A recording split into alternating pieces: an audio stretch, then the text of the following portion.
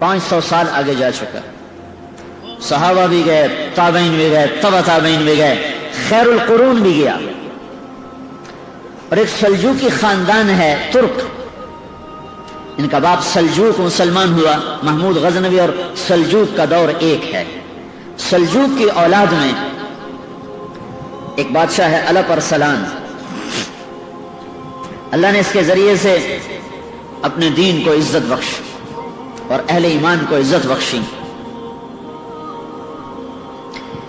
ये अपने सरकारी दौरे पर निकला हुआ है। उसे इत्तला मिली कि कैसर रोम रोमानोस 3 लाख का लश्कर लेकर अपनी हुदूद से निकल चुका है। आर्मीनिया कहां और इस्फहान कहां, हजारों मील का बीच में सफर। तो उसने सारे अराकीन सल्तनत को जमा किया। अब क्या किया जाए? तो सब ने कहा हम तैयार नहीं हैं, 3 लाख का लश्कर है, तो हमें पीछे हटना चाहिए और तैयारी करके फिर सामने आना चाहिए। तो अलप अरसलान ने कहा इस पीछे हटने में वो जितने कत्ल गारत करेगा, जितनी बेटियों की इज्जत बर्बाद होगी और जितना मुसलमानों का खून बहेगा वो तो मेरी गर्दन पर होगा। तो उन्होंने कहा आपकी गर्दन पर कैसे होगा? हम तो तैयार ही नहीं है, हमारे पास असबाब ही नहीं है। वला तुल्कू बिअयदिकुम इला तहलुका, और अपने आप को हलाकत में डालना जायज नहीं है। ये शुरा चल रही। उन्होंने कहा अच्छा ठीक है, तो मेरी तरफ से इजाजत है, जो जाना चाहे वो जा सकता है। मैं अल्लाह के दुश्मन को इस्लामी हुदूद में दाखिल नहीं होने दूंगा। मैं अपनी जान का नजराना पेश करूंगा, उसके बाद मेरे ऊपर कोई हुज्जत न हो, मेरे ऊपर कोई जुर्म ना होगा। फिर वो लूट मार करें या कत्ल गारत करें, मैं अपना हक अदा कर चुका हूं। जब उसने ये कहा तो फिर उसके साथियों ने कहा अगर आपका फैसला है तो फिर हम कौन सा मौत से डरते हैं, हम भी आपके साथ हैं।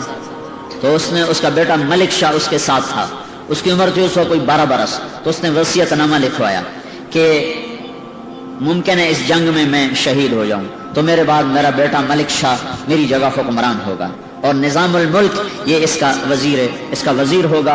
और जब तक मलिक शाह बालिग नहीं होगा उमूर सल्तनत को निजामुल मुल्क चलाएगा। और फिर उसके बाद उसने अपने हरम, अपनी बीवी और बच्चों को चंद सिपाहियों के साथ वापस भेज दिया कि औरतें साथ थीं तो अगर शिकस्त हो तो कहीं इनकी इज्जत पे हर्फ ना आए। उनको इस्फहान की तरफ रवाना कर दिया।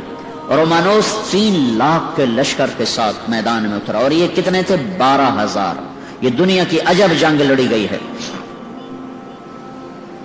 तो जुमरात को लश्कर आमने सामने हुए तो निजामुल मुल्क ने कहा कि मेरी एक राय है सुल्तान का। क्या? कहा जंग को कल के लिए मुअख्खर करें और जुमा की नमाज के बाद निकलें कि जुमा के वक्त सारी उम्मत दुआ करेगी और हम भी जुमा के बाद अल्लाह से मांगेंगे तो अल्लाह की गैबी मदद हमारे साथ हो। तो उन्होंने एक दिन उसको आगे बढ़ाया और जुमा की नमाज के बाद सुल्तान ने खुद नमाज पढ़ाई। क्या जमाना था, बादशाह खुद इमाम भी होते थे। नमाज पढ़ाई और उसके बाद वो घोड़े पे सवार हुआ और उसने अपनी लोहे की टोपी उतार दी और अमामा बांध लिया सर, अपने आप को मरने के लिए तैयार कर लिया, कोई चीज बीच में हायल ना हो। और पहली सफ में उसने झंडा उठा लिया। तो बाकी जान निसारों ने कहा तो आप पीछे हो। कहा नहीं नहीं, मेरी जान इस्लाम से ज्यादा कीमती नहीं है। और जब लश्कर आमने सामने हुए तो सुल्तान ने घोड़े से छलांग लगाई और सजदे में सर रख दिया। कहे मालिक, क्या इज्जत देने वाले,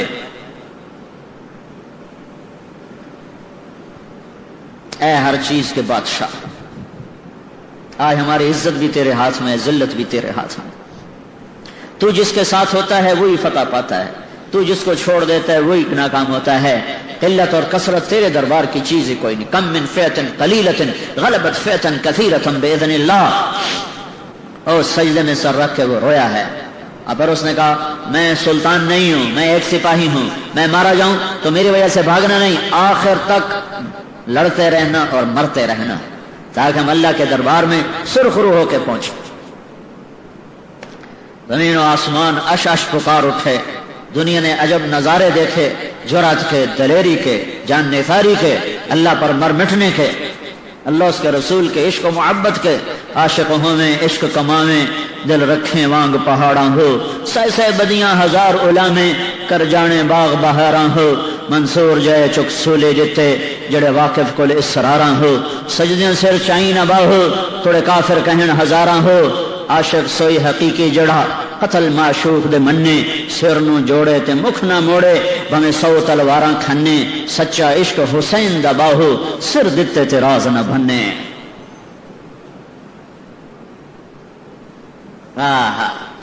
اس جگہ کا نام تھا مولاد گرد، مولاد گرد، جہاں یہ جنگ لڑی گئی ہے۔ ان ینصرکم اللہ فلا غالب لکم، ان ینصرکم اللہ فلا غالب لکم، میں تمہاری مدد کروں تو کوئی تم پہ غالب نہیں آ سکتا۔ وَإِن يَخْذَلْكُمْ، اگر میں ہی چھوڑ دوں، اگر میں ہی چھوڑ دوں، فَمَنْ ذَا الَّذِي يَنصُرُكُم مِّن بَعْدِهِ، تو کون ہے جو تمہاری مدد کرے؟ ٹکرا گئے حق و باطل، صلیب و ہلال، عجب جنگ ہوئی ہے۔ اب میرے اللہ کا غیبی نظام چلا ہے، ادھر جنگ نے اپنی آگ کو بھڑکایا، ادھر اللہ نے سورج کی آگ کو تیز کر دیا، اور کیسر روم جو اپنے لشکر لڑا رہا تھا اس کو اتنی شدید گرمی لگی کہ اس کو میدان جنگ میں ٹھہرنا مشکل ہو گیا۔ اس کے اوپر چھاؤں سایہ، اور اس کو ہوا دینے کے لیے 7 کنیزیں کھڑی ہوئی ہیں، اور 3 لاکھ آدمی ساتھ تھا، 1 لاکھ 7 مزدور کارندے، اور 2 لاکھ لٹیرے آئے ہوئے تھے کہ جب فتح ہو جائے گی تو پھر ہم لوٹ مار کا بازار گرم کریں گے۔ لہذا ان کو شکست کا کہیں تصور نہیں تھا، تو اس کو لگی شدید گرمی، تو وہ پیچھے ہٹا، گرمی سے بچنے کے لیے اپنے خیمے کی طرف ہٹا۔ جب وہ پیچھے چلا ہے تو اللہ تعالیٰ نے رومیوں کے دل میں ڈالا کہ ہمارا بادشاہ بھاگ گیا، ہمارا بادشاہ تو فرار ہو گیا۔ بس یہ خیال آنا تھا کہ رومی لشکر کے پاؤں اکھڑے اور وہ بھاگے۔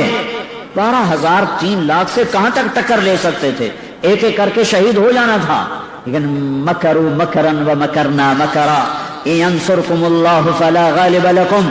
میرے اللہ کا ایسا نظام چلا کہ رومانوس شدید گرمی سے تڑپا، پیچھے ہٹا، خیمے کی طرف جا رہا ہے تو سپاہیوں میں بات ہوئی، بادشاہ تو بھاگ گیا، بادشاہ تو بھاگ گیا۔ اگر وہ بھاگا تو ہاں، کیونکہ ان کی ساری جنگ تو کسی مقصد کے تحت نہیں ہوتی، مسلمان تو مقصد کے تحت کام کر رہا ہوتا ہے، وہ تو مقصد نہیں ہوتا صرف بادشاہت، ان کا بادشاہ گیا تم بھی جاؤ۔ جو بھاگے ایک دفعہ پاؤں اکھڑ جائیں لشکر کے، پھر سنبھالنا مشکل ہوتا ہے، تو رومانوس پلٹ کے آیا، لیکن اتنے میں رومی لشکر کے پاؤں اکھڑ چکے تھے۔ اور کیا ہے جو اللہ تعالیٰ نے کہا،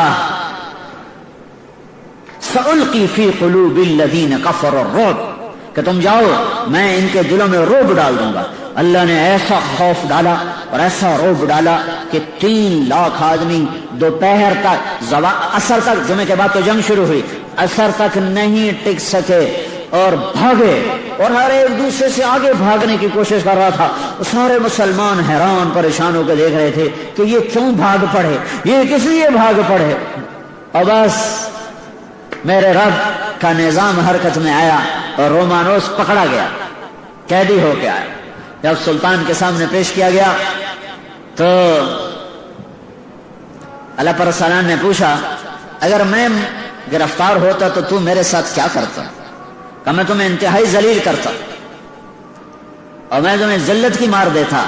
اللہ پر سلام نے کہا، لیکن ہمارے نبی نے ہمیں کہا ہے کہ عزت دار کی عزت کرو، میں تمہیں ذلیل نہیں کروں گا، آؤ۔ اور اسے اپنے پاس تخت پہ بٹھایا، کہا ادھر بیٹھو، کہا اس کو بادشاہی پروٹوکول دیا جائے، اس کا عزت احترام باقی رکھا، اور پھر پلا اپنا مہمان بنا کے رکھ، پھر اس کو چھوڑنے سرحد تک گیا، پھر کہنے لگا اگر پھر بھی شوق پورا کرنا ہو تو آ جانا، ہم پھر حاضر ہیں۔